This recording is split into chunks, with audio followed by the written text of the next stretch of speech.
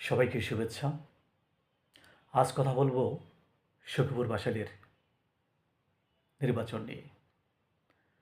সখীপুর বাসাল টাঙ্গাইল ৮ আসন হিসেবে পরিচিত। আজ যেহেতু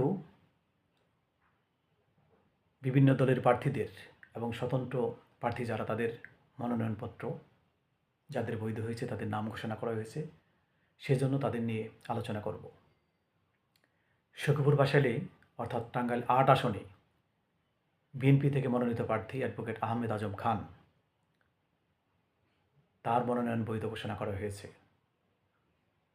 অন্যদিকে বাংলাদেশ জামাতে ইসলামী মনোনীত প্রার্থীর নাম অধ্যাপক শফিকুল ইসলাম খান, তার মনোনয়নপত্র গৃহীত হয়েছে। এই আসনে স্বতন্ত্র প্রার্থী থেকে যিনি অর্থাৎ যার মনোনয়ন বৈধ হয়েছে অন্যতম একজন, তিনি হচ্ছেন সালাউদ্দিন আলমগীর। এছাড়া বাংলাদেশ জাতীয় পার্টি থেকে যার মনোনয়ন গৃহীত হয়েছে তার নাম হচ্ছে নাজমুল হাসান রেজা। 12 ফেব্রুয়ারি জাতীয় সংসদ নির্বাচন, খুব বেশি সময় প্রার্থীদের হাতে নেই। ইতিমধ্যে সারা বাংলাদেশে বিভিন্ন দলের প্রার্থীরা এবং যারা স্বতন্ত্র নির্বাচন করেছেন তারা নির্বাচনী মাঠ চষে বেড়াচ্ছেন। একইভাবে বাসাইল সখীপুরের বিভিন্ন গ্রাম, হাটবাজার, প্রত্যন্ত অঞ্চল চষে বেড়াচ্ছেন প্রার্থীরা। অ্যাডভোকেট আহমেদ আজম খান, যিনি বিএনপির মনোনীত প্রার্থী, তার মনোনয়ন গৃহীত হয়েছে।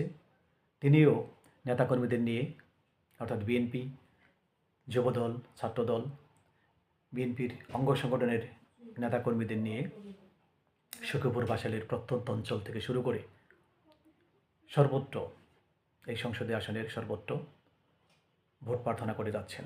একইভাবে সালাউদ্দিন আলমগীর, যিনি একজন শিল্পপতি, দানবীর হিসেবে পরিচিত, ভোটের মাঠে তিনি কতটা কী করবেন সেটি সময় বলে দিবে।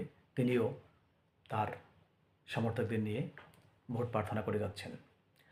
অন্যদিকে বাংলাদেশ জামায়াতে ইসলামী, যিনি সখীপুর বাসালের মনোনীত প্রার্থী অধ্যাপক শফিকুল ইসলাম খান, তিনিও দীর্ঘদিন ধরে সখীপুরের বিভিন্ন গ্রাম অর্থাৎ সখীপুর এবং বাসাইলের সর্বত্র অধ্যাপক শফিকুল ইসলাম খান তিনিও সর্বত্র ঘুরে বেড়াচ্ছেন, ভোট প্রার্থনা করছেন, মানুষের কাছে যাচ্ছেন। জাতীয় পার্টির যিনি প্রার্থী নাজমুল আহসান রেজা,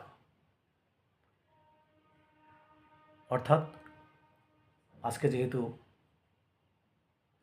প্রার্থীদের মনোনয়নপত্র যাদের গৃহীত হয়েছে তারা ইতোমধ্যে যেভাবে ইলেকশনের জন্য ভোট চেয়েছেন, আগামীকাল থেকে হয়তো আরও বেশি বাসাইল সখীপুরের সর্বত্র ঘুরে বেড়াবেন, ভোট প্রার্থনা করবেন।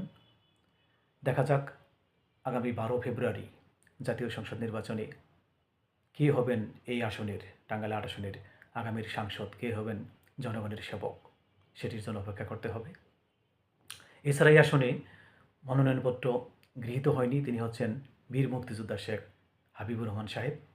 যতটুকু শুনেছি তিনি আপিল করবেন, দেখা যাক তার আপিলের পর সেটি কতদূর কী হয়, অপেক্ষা করতে হবে আমাদের।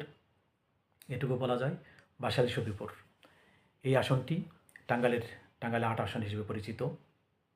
এই আসনে আরেকজন শক্তিশালী প্রার্থী ছিলেন অন্যান্য ইলেকশনে, গত ইলেকশনগুলোতে বঙ্গবীর কাদের সিদ্দিকী বীর উত্তম। তিনি অবশ্য এবছর তার দল নির্বাচন না করার ঘোষণা দিয়েছেন।